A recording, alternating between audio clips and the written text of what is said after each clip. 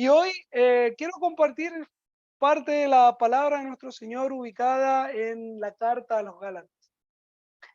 Esta preciosa carta, para modo de introducción, vamos a ver en ella, en un principio o gran parte, una defensa que el apóstol Pablo está dando acerca del evangelio que él ha entregado a las iglesias ubicadas en Galacia, lo que en la actualidad nosotros podríamos conocer como la actual Turquía. Ya en ese sector, en esa área, estaban estas iglesias de Galacia, no una, sino que más de una. No tengo claridad cuántas podrían haber sido, pero sí sabemos que son más de una iglesia que estaban ubicadas en este sector. Y lamentablemente, como también en otros sectores, una vez que se predicó el evangelio por parte del apóstol Pablo y otros también siervos del Señor, llegaron grupos judaizantes que trataron de imponer una normativa, trataron de arrastrar a estos nuevos creyentes, nuevos cristianos, a vivir una vida basada en la ley mosaica, lo que es el Antiguo Testamento, donde el Señor llamó a Moisés a escribir ordenanzas para el pueblo judío, principalmente la ley ceremonial que nosotros podemos conocer. Ley que llamaba a tener o a reservar o a guardar o celebrar días festivos, ciertos días festivos, también el día sábado y principalmente lo que sería la circuncisión. Todo esto con el propósito de ganar el favor de Dios y ganar, por supuesto, también la salvación. Llega a tal punto, llega a un extremo tal que en este mismo capítulo 5 que hoy día vamos a poder estudiar, pero poquito antes del texto que hoy día nos corresponde, Pablo llega a decirles a los lectores de la carta a los Gálatas que incluso él prefería o deseaba que estos judaizantes que tanto insistían en la circuncisión se lleguen a tal extremo que incluso lleguen a caparse, a cortar completamente su miembro para que ya no sigan insistiendo en el tema de la circuncisión. A ese punto llegó la molestia de parte del apóstol Pablo. Ahora, en la sección que nos corresponde o que vamos a leer hoy día, específicamente el capítulo 5, versos 19 al 21, solo 3 versículos, esta compone una misma línea de pensamiento desde el verso número 16 hasta el 26, donde Pablo va a llamar a un contraste entre vivir en el Espíritu o guiado por el Espíritu versus seguir los deseos carnales, los deseos de la carne. Pablo va a llamar y les va a decir, sed guiados por el Espíritu, sed llenos por el Espíritu, direccionados por el Espíritu y no satisfagáis los deseos de la carne. Y él los va a contrastar en los versículos previos, desde el 16 hasta el 18, lo va a contrastar y los va a exponer como dos contrincantes feroces dentro de nosotros. Ahora bien, la única forma en que estos dos contrincantes se encuentren verdaderamente en nuestro interior es a través de la salvación adquirida por gracia. ¿Por qué les digo esto, mis queridos? Porque en la antigua manera de vivir nuestra, vivíamos para los placeres de la carne, satisfacíamos nuestro propio deleite, nuestra propia carnalidad, no teniendo límite alguno. Sin embargo, una vez que el nuevo creyente o el antiguo hombre reconoce a Cristo como el Señor soberano de su vida, el Salvador de esta misma, pidiendo perdón por sus pecados delante de Dios, siendo perdonado por parte del Padre a causa de la obra de Jesucristo, dice el capítulo 4 de esta misma carta, verso número 6, que el Padre nos ha dado el Espíritu del Hijo. Y entendemos que ese Espíritu es el mismo Espíritu Santo para que habite en nosotros. Y desde allí en adelante comienza esta guerra, esta lucha constante entre el Espíritu, los deseos del Espíritu y los deseos de la carne. Solo es en ese momento cuando el verdadero Hijo de Dios es sellado con el Espíritu Santo de Dios, es que comienza la batalla campal en nuestro interior. Ahora, esta batalla campal terminará solamente en un momento determinado. ¿Saben cuál es? ¿Cuándo? Hasta que seamos transformados. La carta también del apóstol Pablo a los filipenses dice que aquel que comenzó la buena obra en nosotros la irá perfeccionando hasta el día del Señor Jesucristo.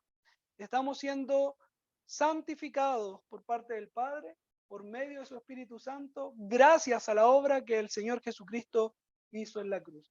Teniendo eso en mente, entonces podemos entrar de lleno a este capítulo 5, verso 19 hasta el 21, donde Pablo va a manifestar, va a mostrar, va a hacer un listado, y dependiendo la versión de las Biblias, es si son 15 pecados que aparecen ahí o 17, pero da lo mismo, hermano. Son muchos. Eso es lo importante. Son varios los pecados aquí mencionados, y para ya ir adelantando un poquito, son tantos para que no nos podamos descartar de ninguno. Pablo en una primera instancia va a hablar acerca de los pecados sexuales, luego acerca de la idolatría, luego de la rivalidad dentro de la iglesia, de la congregación, y por último va a hablar acerca de la dependencia o la adicción. Dicho esto, vamos entonces a disfrutar la porción de la palabra que hoy el Señor nos trae preparada en el capítulo 5 de la carta a los Gálatas, versos 19 hasta el 21, donde dice lo siguiente: y manifiestas son las obras de la carne, que son adulterio, fornicación, inmundicia, lascivia, idolatría, hechicería, enemistades, pleitos, celos, iras, contiendas, disensiones, herejías, envidias, homicidios, borracheras, orgías y cosas semejantes a estas, acerca de las cuales os amonesto, como ya os lo he dicho antes, que los que practican tales cosas no heredarán el reino de Dios.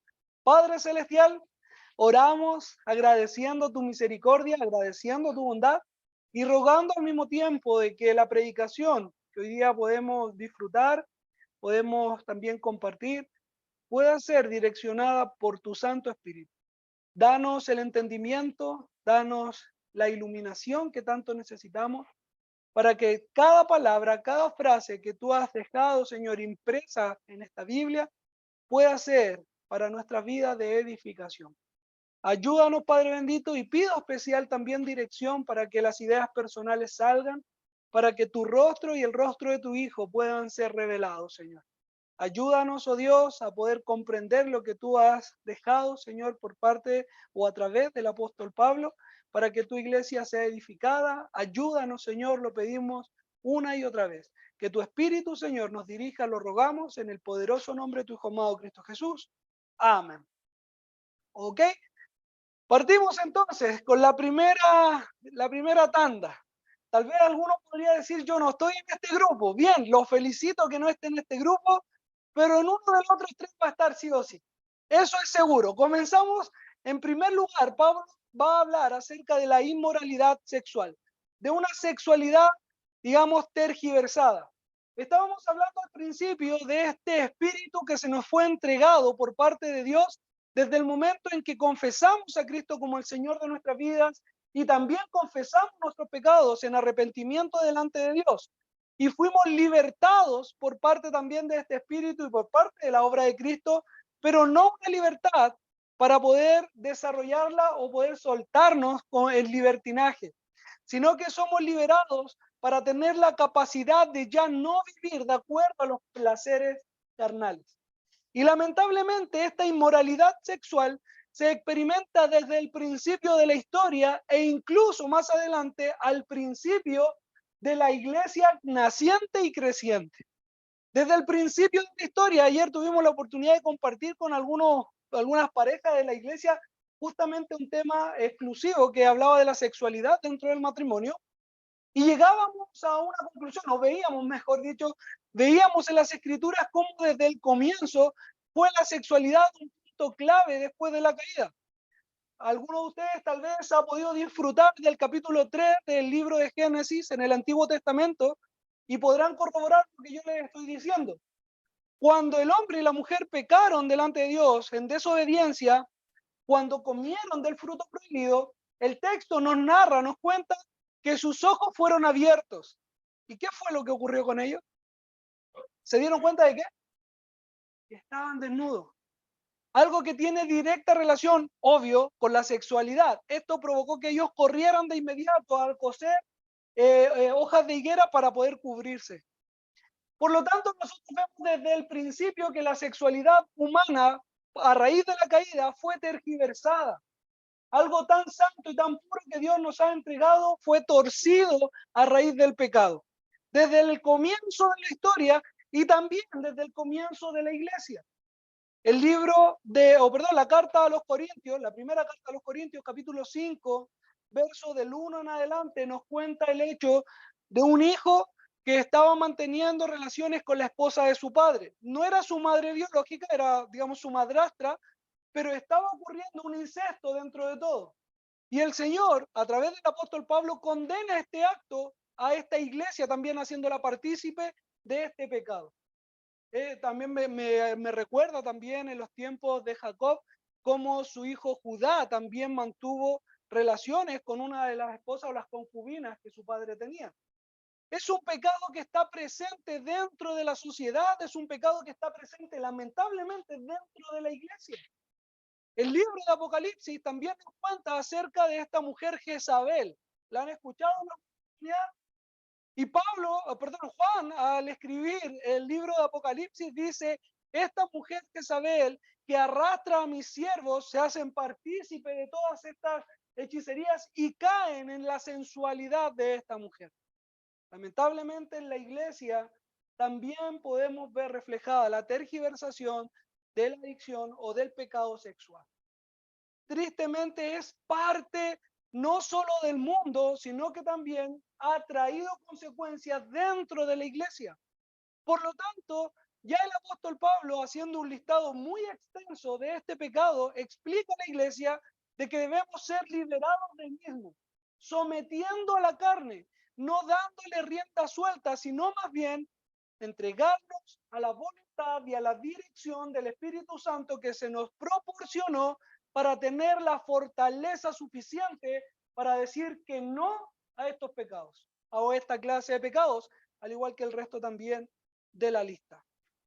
Mis queridos, cada vez que el pecado sexual, al igual que cualquier otro pecado mencionado acá o cosa semejante, como dice Pablo, se practica por parte del pueblo de Dios, de un hijo de Dios, lo que está mostrando es que aún no tiene el fruto del Espíritu. No tiene lo que hoy, más adelante ustedes pueden leer en este mismo pasaje, lo que Pablo denomina dominio propio. No hay una capacidad de contener estos deseos bajos, esta necesidad, incluso podríamos llamarla así, del ser humano, sino que damos rienda suelta a nuestro propio placer. Por lo tanto, el llamado que se nos está haciendo acá, desde antes incluso de los pasajes que acabamos de leer, es a someter la carne, a controlar la carne y ponerla bajo la autoridad del Espíritu Santo. Me encanta cómo Job lo dice en el libro que lleva también su nombre, capítulo 31, verso 1. Pacto he hecho con mis ojos. ¿Cómo he yo de mirar mujer joven o doncella? Dice, de acuerdo a la versión. ¿Cómo yo seré capaz de mirar a una mujer menor que yo? Acá de los hombres presentes, mis queridos, es un llamado que se está haciendo a un compromiso, no con cualquier cosa, sino con el mismo espíritu que Dios nos ha entregado, a guardar la integridad de nuestros cuerpos, a limitar qué es lo que estamos viendo, qué es lo que estamos haciendo, qué es lo que estamos hablando, dónde nos estamos direccionando. Somos hoy día hijos de Dios, sellados con su Santo Espíritu que nos ha proporcionado la fuerza necesaria para poder decir que no a estos deleites carnales, pecaminosos, para que pueda quedar mucho más claro.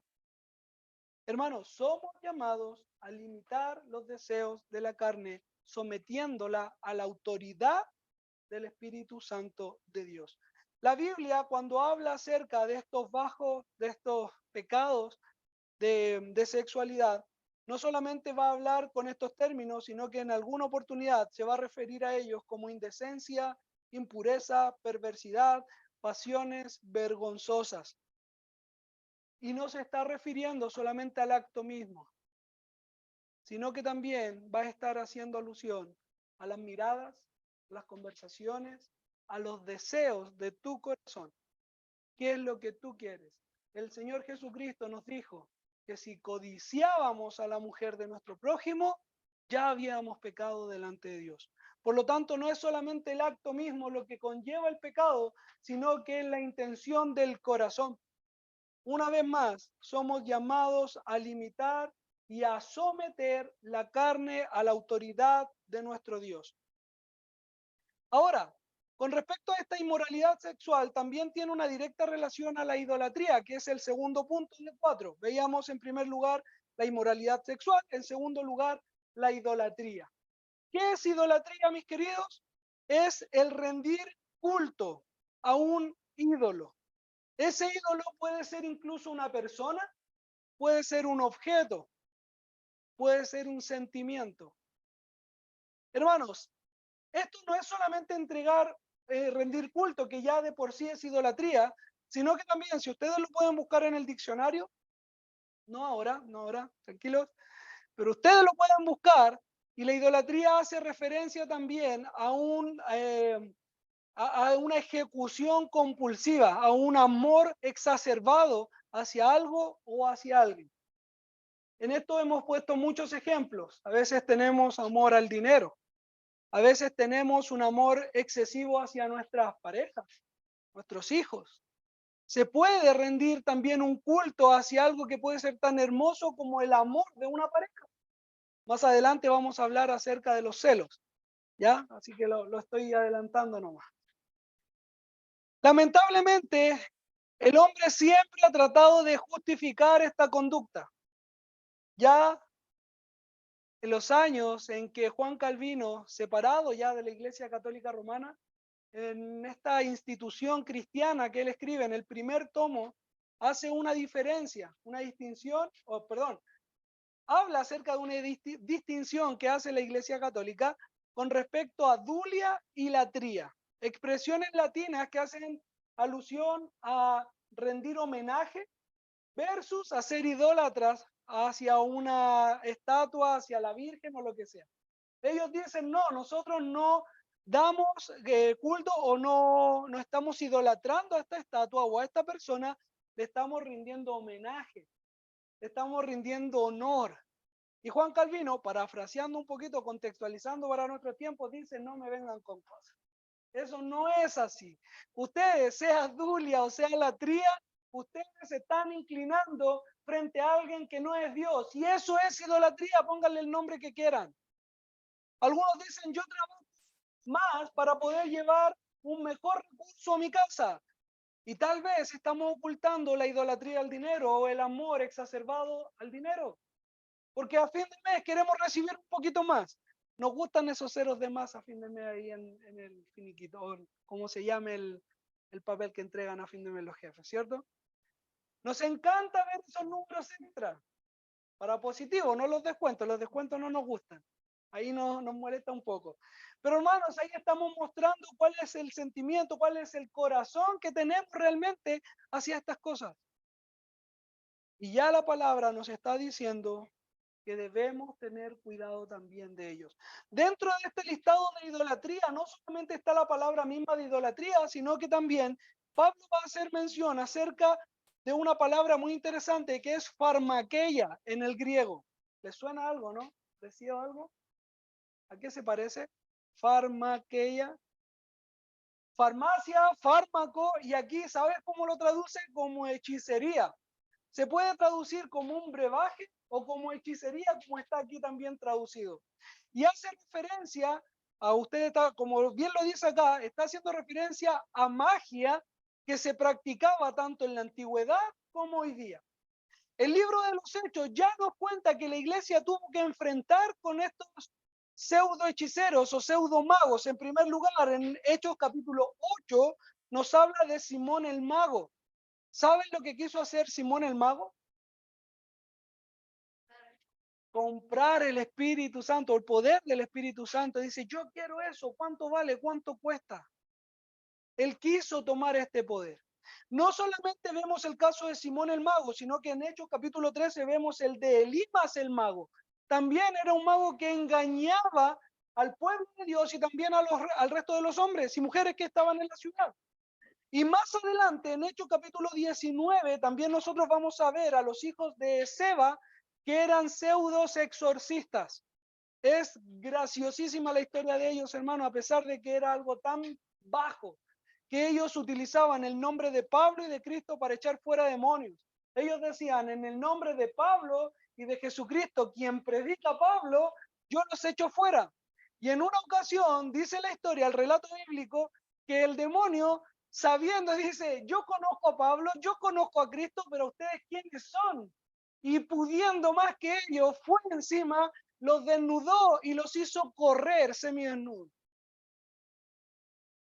Pero hermanos, ¿cuántas veces nosotros nos hemos encontrado con este tipo de personas? Que utilizando el nombre de Dios, dicen ser siervos de Dios, dicen edificar al pueblo de Dios, pero realmente están buscando la ganancia deshonesta, mostrando la idolatría, el amor al dinero incluso. Falsos magos que están tratando de abusar con la iglesia de Dios. Quiero darte un ejemplo, porque alguno dirá, bueno, eso no entraría a la iglesia. Estaba no desarrollando solo este tema, sino que haciendo otros estudios bíblicos. Me encuentro en el libro de los Hechos, capítulo 7, verso 43, que el escritor de este libro cita al profeta Amós del Antiguo Testamento. Y él dice claramente, hablando de la idolatría y la hechicería, que siguieron al dios Rafán.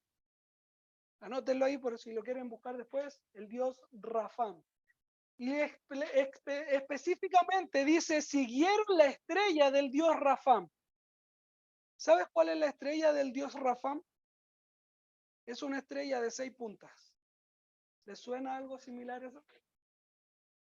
¿Cuál estrella de David, hermanos? Búsquenme y díganme dónde aparece la estrella de David. Jamás en la Biblia se ha nombrado que David hizo una estrellita o puso una bandera. Sin embargo, Israel hoy día la profesa en su bandera. Y la iglesia evangélica, muchas, gracias a Dios aquí no, si hubiera sido aquí no hubiera podido predicar de esto, gracias a Dios no está aquí, pero muchas iglesias evangélicas tienen en su espalda una bandera de Israel con la estrella de 6 puntas, aludiendo que era la estrella de David. Hermano, eso no es cierto. Era la estrella idolátrica que el pueblo de Dios se depravó siguiendo al dios Rafán. Y entró esta hechicería y entró este engaño a la iglesia del Señor. ¿Debemos tener cuidado? Claro que sí. Somos llamados a tener este sumo cuidado. Ahora ustedes dirán, bueno, todos estos hechiceros son mentirosos. Entonces el pastor dice, no vayan donde los mentirosos, vayan los que son de verdad. No, hermanos. Hay que tener sumo cuidado porque si bien existen estos engañadores, también existen aquellos que verdaderamente tienen contacto con el enemigo, tienen contacto con Satanás, tienen una relación estrecha con él. Tal es el caso en el Antiguo Testamento del libro de 1 Samuel, capítulo 28, nos narra cómo Saúl, una vez que murió el profeta Samuel, quería saber cómo le iba a ir en la guerra con los filisteos. Y le dice a uno de sus siervos, ve y búscame a una bruja. Y él mismo, años antes, se había encargado de expulsar a todos los hechiceros de Israel. Entonces le fue difícil al siervo encontrar una. Y le dice, he encontrado una bruja que está en Endor. Y ellos se vistieron con trapo, digamos, ropa común y corriente, no del rey, y fueron hasta esta bruja, no declarándole que era Saúl. Y cuando se presenta ante ella, le dice, tráeme al profeta Samuel que quiero hacerle algunas consultas. La adivina, mientras estaba invocando al profeta, se da cuenta, no sabemos cómo, pero se le revela a esta profetisa, a esta hechicera, que este que le estaba consultando por Samuel era Saúl. ¿Por qué no me declaraste que eras el rey? El rey ya los había expulsado, tenía miedo, pensó que le iban a matar. Tranquila, le dice Saúl, nada te pasará, solo tráeme a Samuel.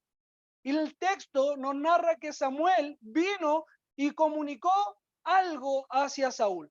No importa mucho lo que comunicó, tampoco importa mucho una discusión que existe, si era Samuel o si era un demonio, la verdad no es el tema de lo que estamos enseñando. Lo importante es la acción de Saúl. Lo importante es lo que él estaba tratando de hacer, pidiendo consejos, queriendo pedir consejos a un profeta muerto, trayéndolo desde la tumba, independiente si era o no era Samuel. Dejémoslo para otra conversación. Es interesante, pero dejémoslo para otra oportunidad. Lo importante es la acción y el corazón que Saúl estaba mostrando en aquel entonces. Lo importante es que sí existen también hechiceros que tienen relación estrecha con Satanás y pueden mostrar actos prodigiosos tal vez delante de nuestros ojos. Pero el punto no está en si son mentirosos, estafadores o son reales hechiceros. El punto está en que la Biblia lo condena, en que es abominación delante de Dios. ¿Qué es eso? Que un hijo de Dios vaya a consultar el tarot. ¿Qué es eso? Que el hijo de Dios vaya a leerse la mano. ¿Qué es eso? Que el hijo de Dios quiera saber lo que va a pasar en el futuro. ¿Acaso no dependemos de Dios? ¿No es Dios soberano en nuestra vida y Él tiene la autoridad para hacer lo que Él quiera de nosotros? Entonces, ¿qué vamos a estar preguntando si nos va a ir bien o nos va a ir mal? ¿Acaso Romanos no nos dice que todas las cosas ayudan a bien a los que Dios ama? Mis queridos, sumo cuidado con la idolatría, con la hechicería, pero también con las herejías. Parte de este listado que Pablo está entregando a la iglesia. La herejía vamos a entenderla como dichos o actos en contra del credo profesado. Es decir, aquellos que habiendo estado en la iglesia, salieron de la iglesia y comunicaron un mensaje erróneo de la iglesia, hablando mal de la iglesia. O más aún, hablando mal de Cristo. Mis queridos, esa es la herejía. Y hoy día, lamentablemente, las iglesias cristianas o pseudo cristianas se levantan también pseudos apóstoles hablando cosas que no corresponden a la Biblia. ¿Cuántos aquellos dicen, usted cuando ore tiene que decretar, tiene que amarrar, tiene que establecer, porque en fe el Señor se lo tiene que dar? Hermanos, eso es mentira y es un engaño para el pueblo de Dios. Eso es una enseñanza de la nueva era, que porque yo lo decreto se cumple, como que la palabra del hombre tiene autoridad y eso es mentira, eso es falsedad.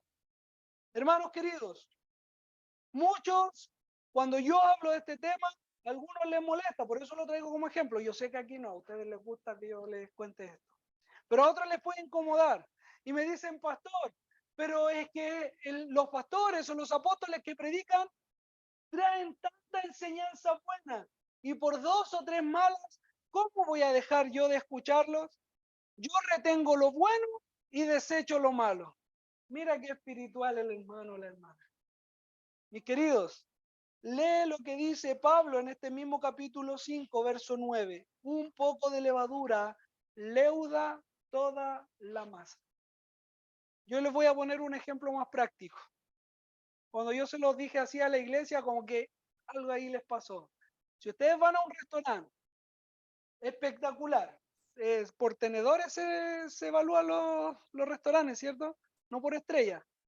No sé, si ustedes que han estado más, no sé si es por tenedor, por estrella, que es el mejor de todos, ¿ya?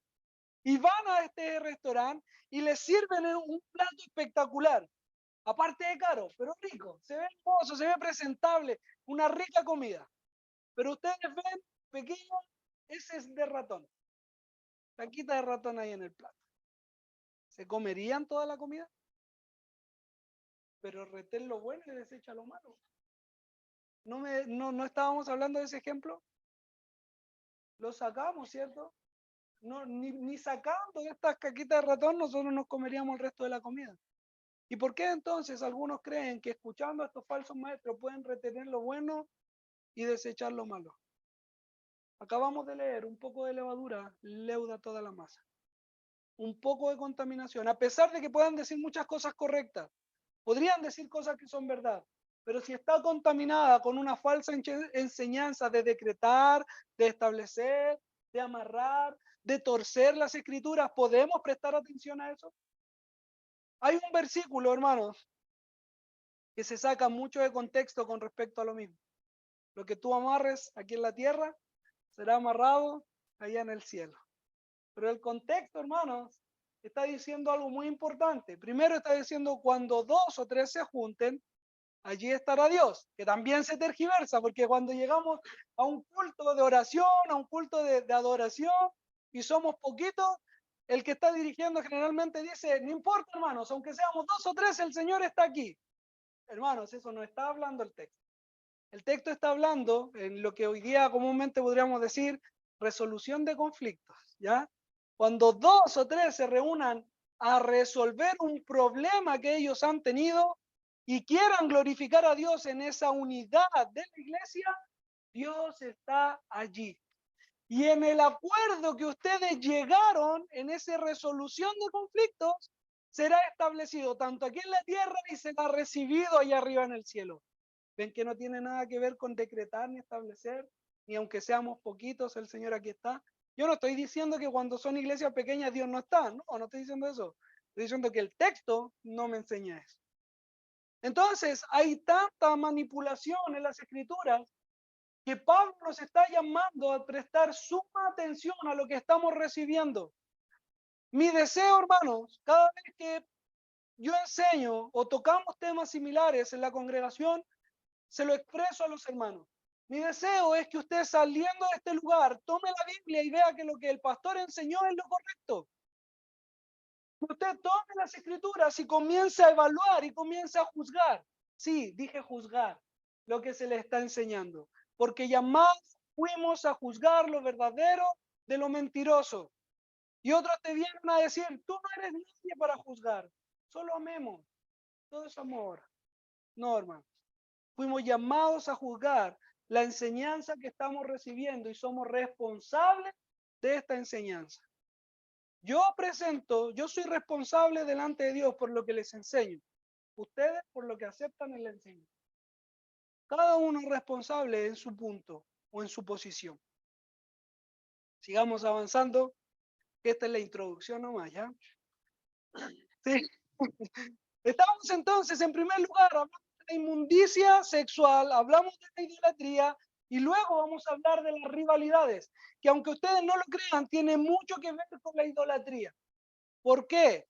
Ustedes van a decir, no tiene nada que ver la idolatría con la hechicería, pero yo les dije que la idolatría también era parte de un amor excesivo, descontrolado hacia alguien o algo.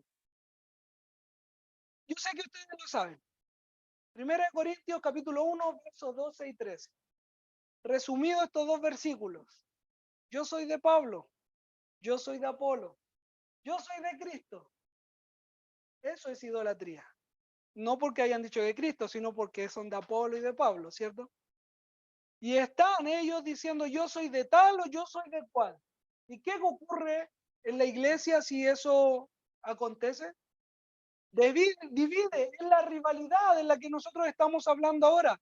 Muchas veces la idolatría es parte de la rivalidad y lamentablemente esta rivalidad trae consigo las enemistades, homicidios, contiendas, etcétera. Y alguno podrá decir, pero yo no soy asesino, yo no he matado a nadie. ¿Qué dijo el Señor que ocurría cuando llamábamos raca a un hermano? ¿Saben lo que es la palabra raca? Maldito. Cuando insultábamos a una persona a ese nivel, lo maldecíamos. ¿Qué pasaba con esa persona? O con la que lo estaba ejecutando, me refiero. Era asesino, ya mataste a tu hermano desde el momento en que le llamaste raca, al momento en que lo maldijiste. Ya fuiste parte de este pecado. Yo les decía, qué bueno que no estemos en la inmoralidad sexual, qué bueno que no estemos en la idolatría, pero estamos en la contienda, estamos en la rivalidad, estamos en los homicidios. Veamos. La lista es extensa. Yo les dije, de acuerdo a la traducción, algunos son 15, otras 17, pero son hartas igual. ¿Estaremos en una de ellas? Cuando habla acerca de esta rivalidad de homicidios, también habla acerca de una explosión o arrebatos de ira. Pablo ya en Efesios capítulo 4 nos va a decir, airaos, pero no pequéis. No se ponga el sol sobre vuestro enojo. Ahí ya pone un límite o clarifica lo que significa pecar dentro de la ira. Que pasen muchos días en una contienda, en una discusión. Pasa mucho en los matrimonios. Yo no le voy a hablar. Y el otro por el otro lado, yo tampoco le voy a hablar. Y pasa una semana, 2 semanas y no se habla. Ah, ah, vaya y dígale a su mamá, ¿cierto? Ahí va el mensajero. Hermanos, eso es parte también de la ira, pero al mismo tiempo es el descontrol de la ira. Ya tenemos un ejemplo en Efesios que es la durabilidad del enojo, pero también el descontrol de esta ira. Por eso habla de arrebatos, de explosiones de ira. Cuando el Señor Jesús echó fuera a los mercaderes del templo, fíjense que no hizo daño ni siquiera a un animal, sino que abriendo sus jaulas, hizo un lazo con las cuerdas que tenía y los echó fuera, no provocando daño ni heridas a estos animales. Por lo tanto, vemos control en ese enojo que él experimentó. También cuando dio vuelta a las mesas, tampoco dice que se las tiró por la cabeza a los que cambiaban, sino que botando las monedas para que el negocio ya termine, mostrando ese celo, que también lo vamos a ver de inmediato, por la casa del Señor. Es esa ira controlada. Y alguno podrá decir, pero pastor, cuando estamos discutiendo, ¿cómo nos vamos a controlar? Si él o ella me dice cosas tan feas y ustedes ahí gritándole a su esposo en una discusión o a sus hijos, porque los hijos a veces tienen siempre la culpa, ¿cierto?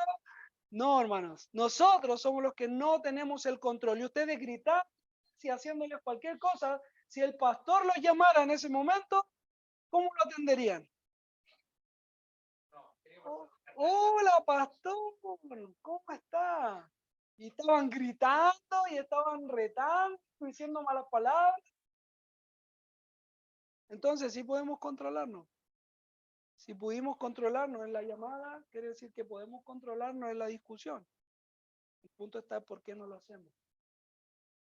Si el Espíritu Santo tiene poder para no saciar los deseos de la carne. Si el Espíritu Santo tiene la fuerza, la capacidad para que nosotros podamos ser limitados por el Espíritu. Inmediatamente, Pablo va a hablar acerca también de el celo. Yo les mencionaba anteriormente los celos. ¿Cuándo el celo es pecado? Si la Biblia habla acerca del celo de la casa de Dios, del celo de su palabra, hablando del creyente, o incluso el celo de Dios por nosotros, ¿cuándo el celo es pecado? Cuando se transforma en dependencia. El celo por sí mismo es el miedo a perder algo que yo estimo, pero es el miedo descontrolado, hermanos, a perder algo. El celo de Dios nos cuida. Cuando Dios nos enseña los mandamientos, está cuidando a su pueblo de no caer en idolatría, en no caer en el robo, en el homicidio, está cuidando de nosotros, pero no tiene una dependencia de nosotros. Sin embargo, el celo que el ser humano experimenta muchas veces es controlador, opresivo y dependiente. Para que ustedes lo sepan, tiene relación también con la adicción, que la vamos a ver también más adelante. Todas, si ustedes se dan cuenta, se están ligando unas con otras. Arrastra una a la otra. Así también la envidia, que también es expresada aquí en la rivalidad. ¿Qué es la envidia? Es la molestia porque otro tiene algo que yo quería o quiero tener. La Biblia llama en Éxodo 20, verso 17, a no envidiar los bienes de mi prójimo. Ni el burro de tu prójimo, ni la esposa de tu prójimo, ni la casa de tu prójimo, nada. Y algunos dirán, bueno, nosotros no podemos envidiar nada de nuestros hermanos en la iglesia. Y hasta ahí llega el mandato. ¿Quién puede ayudar, por favor, leyendo Salmo 37:1? Se los digo mientras lo buscan porque hace un tiempo atrás escuché a un pseudo pastor o pseudo apóstol que le decía, le reclamaba al Señor, según sus propias palabras, ¿por qué los futbolistas siendo paganos e inicuos ganaban tanto dinero y él no? ¿Por qué los bienes materiales de un futbolista no podían ser para los siervos y eran para ellos que eran tan descontrolados, fiesteros, inicuos? Esas eran sus palabras. ¿Qué dice Salmo 37:1? Que lo tenga, por favor, lo lea rápido, fuerte, por favor.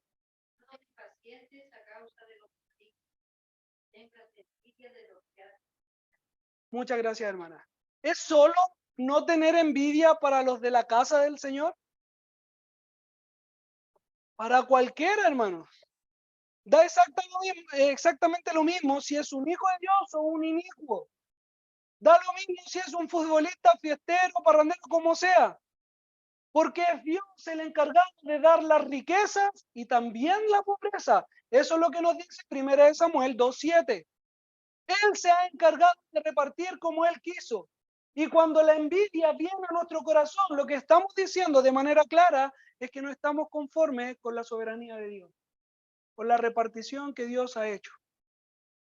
Eso es lo que estamos mostrando con la envidia. No nos conformamos con lo que Dios nos ha entregado. Todas estas cosas, hermanos, divisiones, contiendas, son contrarias también al llamado que Pablo nos hizo anteriormente en el mismo capítulo 5, verso 14. Porque toda la ley en esta sola palabra se cumple. Amarás a tu prójimo como a ti mismo. ¿Cumplimos ese mandato?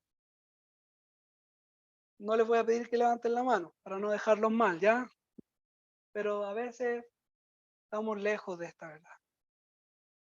Codiciamos, envidiamos, nos airamos, peleamos, matamos, nos enemistamos. Y la palabra de Dios dice que estas son manifestaciones de las obras o los deseos de la carne, no del espíritu. Por último, hemos visto la inmoralidad sexual, la idolatría, la rivalidad, y va a terminar Pablo hablándonos de las adicciones, mencionándonos las borracheras. Y si ustedes se dan cuenta, en el verso 21, cuando habla de las borracheras, ¿qué dice después? Verso 21, capítulo 5 de Gálatas. Borracheras, ¿y qué más? Orgías. Pero los pecados sexuales los nombró al principio, ¿o no? En el verso 19, manifiestas son las obras de la carne, adulterio, fornicación, inmundicia, lascivias. ¿Y por qué ahora va a ligar las borracheras o las adicciones con el pecado sexual? Porque están ligados, están realmente relacionados el uno con el otro. Hermanos, hemos notado, nosotros trabajamos en el área de la adicción de drogas, hemos notado que muchas veces la adicción es más sexual que de drogas. Y la droga es utilizada para poder experimentar un mayor placer sexual.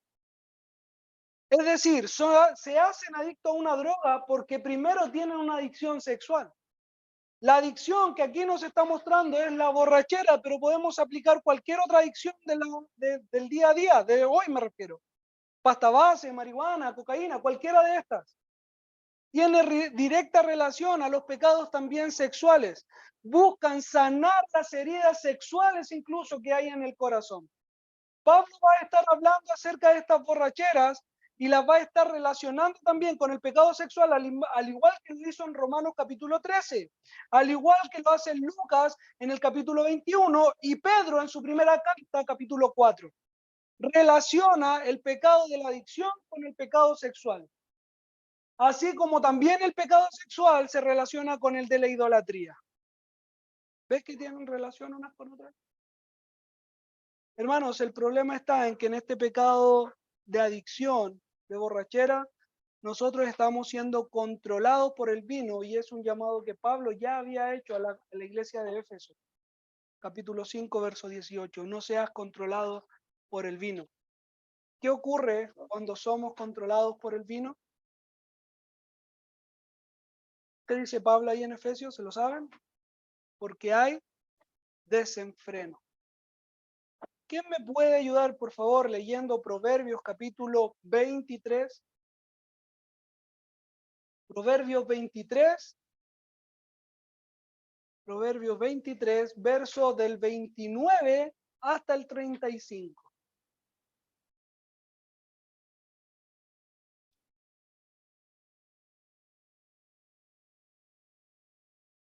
Del 20, Proverbios 23, del 29 al 35, por favor.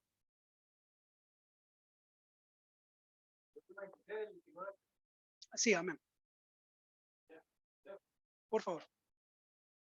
No te juntes con los malos, envidies a los malvados, porque para porque para el malo no habrá buen fin. La lámpara de los Mi querido, Proverbio 23 del 29 al 25. 23, Del 20, ya, del 23, del 29 al 35. Del 29, mi querido. 23, 29.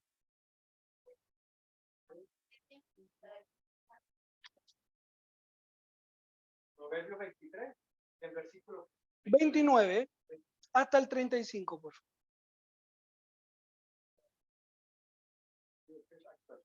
29. Sí. ¿Para quién serán los? Ese mismo, sí. ¿Para quién serán los ayes? ¿Para quién el dolor? ¿Para quién la rencilla? ¿Para quién las quejas? ¿Para quién las heridas en razón? ¿Para quién los ojos enrojecidos? Para los que no dejan de vivir, para los que van probando mi captura. No miréis el vino cuando roje, cuando resplandece el color en la copa, te entra suavemente hasta el 31, ¿cierto? 35, por favor.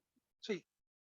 Pero al fin muerde como una serpiente, causa dolor como un áspid.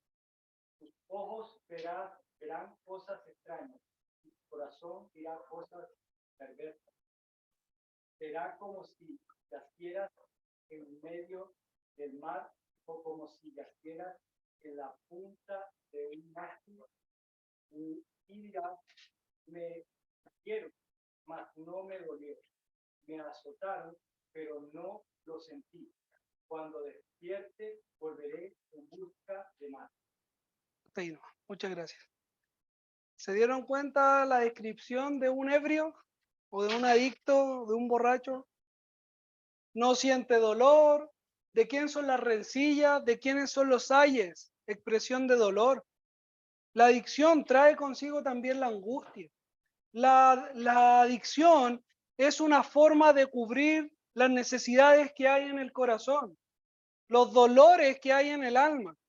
Por lo tanto, estamos tratando de que algo o alguien cubra esta necesidad, cubra este dolor, cuando el Espíritu Santo tiene la capacidad también de sanar nuestras heridas, de curar todos nuestros dolores. Y estamos tratando de hacerlo por medio de una adicción.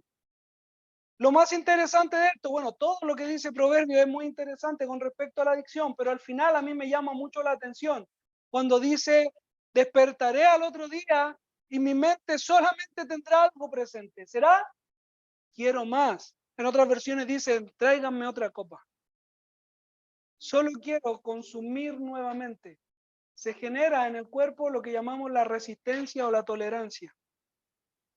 Si antes era suficiente con una copa, luego van a ser 2, luego va a ser una botella, luego van a ser 3 y así sucesivamente.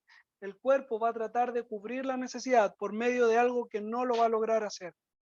Y lamentablemente para poder llegar al estado que teníamos o que llegábamos de tranquilidad o de placer, vamos a tener que aumentar la cuota. Ese es el problema. Y este es un pecado, hermanos, del cual somos responsables. La adicción es una enfermedad, sí, es una enfermedad, pero también es un pecado del cual nosotros nos hicimos adictos, nos hicimos parte. Yo doy siempre el ejemplo con los que tenemos problemas con la comida, con los que nos gusta comer harto. ¿Qué viene cuando empezamos a comer mucho y subimos de peso? ¿Qué problemas comienzan a existir? Ustedes saben, vamos, sí. Ya, culpabilidad, ya, sí. Aparte, pero estoy hablando de obesidad, ya, y estoy hablando de problemas físicos. Obesidad, ¿qué más? Diabetes, hipertensión, y podemos seguir sumándole. Cardiopatía, problemas del corazón, ¿cierto? O sea, tenemos muchas enfermedades, pero que son adquiridas por nuestra responsabilidad. ¿Es un pecado? Sí, y es una enfermedad, sí, pero somos responsables de haberla adquirido. ¿Por qué es tan importante hacernos cargo de esto? porque a veces tratamos de desligarnos. No, pobrecito, él está enfermo. No, hermano. Sí, o sea, tiene razón, está enfermo, pero no centremos la atención en que está enfermo, sino que está pecando delante de Dios. Está dañando su cuerpo, que es templo del Espíritu Santo de Dios, que Él lo ha proporcionado para edificarnos y no para destruir. Qué fuerte lo que el Espíritu Santo hoy día nos está diciendo. Somos responsables de estos pecados.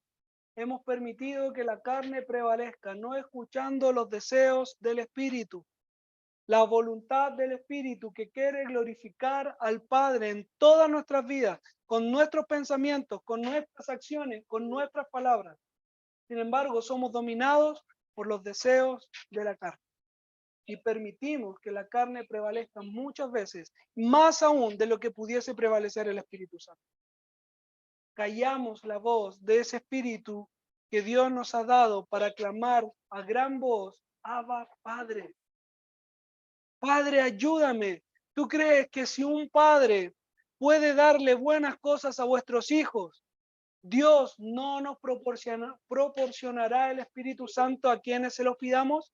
Es lo que nos dice Lucas de parte de la boca de nuestro Señor Jesús. Si pedimos el Espíritu Santo y pedimos la fortaleza del Espíritu Santo, ¿Dios nos negará su poder? ¿Y por qué no lo pedimos? Mis queridos, el listado es extenso para que no nos podamos descartar de ningún otro pecado. Y si en algún caso el pecado que habita en nuestra vida no aparece en este listado, Pablo va a ser aún más categórico diciéndonos cosas semejantes a estas. Es decir, si tu pecado no está aquí, bueno, en algún otro lado va a estar, pero lee el listado y ve lo que se parezca, allí vas a estar tú. En los pecados sexuales, en la idolatría, rivalidades, adicciones, en algún área tu corazón va a estar fallando. Y esa área debe ser sometida a la autoridad del Espíritu Santo. Por lo tanto, a manera de conclusión, nosotros somos advertidos ya, dijo Pablo, los amonesto, como ya lo he hecho antes. Pablo habló por medio del Espíritu Santo, trayendo a la iglesia el evangelio puro, por fe y por gracia, no por obras, para que nadie se gloríe. Y esto a su vez es para la edificación de los santos por medio del Espíritu de Dios. Esto se obtiene solo de una forma: con el arrepentimiento de nuestros pecados delante de Dios y la confesión del señorío de Cristo en nuestras vidas. Dios es el único que debe ocupar nuestro lugar. Por eso la adicción no puede ser parte de la vida de un creyente, porque la adicción ocupa el trono de nuestro corazón. Es el que gobierna nuestra vida. Sin embargo, el Evangelio llama, lo que dice Pablo en Romanos 10, a confesar a Cristo como Señor, creyendo en nuestro corazón que Dios le levantó entre los muertos. Es la fe y la confesión también de la fe que se nos está enseñando. Además, también, una vez que hemos confesado nuestros pecados delante de Dios y hemos llamado a Cristo nuestro Señor, hemos sido sellados con el Espíritu Santo de Dios para darnos el poder para decir que no a los deseos de la carne. Ahora también, una vez que nosotros somos sellados por el Espíritu, tenemos conciencia de los pecados que hay en nuestro interior, es parte de la obra que el Espíritu Santo hace en nosotros, nos convence de pecado, y por lo tanto hay una congoja también innata de todo esto. Como Pablo lo manifiesta en Romanos 7, el bien que quiero hacer, no lo hago, mas el mal que no quiero hacer, este hago. ¡Ay de mí! ¿Quién me librará de este cuerpo de muerte? Y la respuesta es divina. Cuando el mismo apóstol Pablo nos dice: gracias doy a Dios por Jesucristo su Hijo. Gracias doy a Dios porque de allí obtengo la respuesta a esta pregunta: ¿quién me librará de este cuerpo de muerte? Cristo nuestro Señor ha pagado en la cruz por todos nuestros pecados, para que todo aquel que a Él venga en humildad reciba el perdón y la limpieza de todos y cada uno de ellos.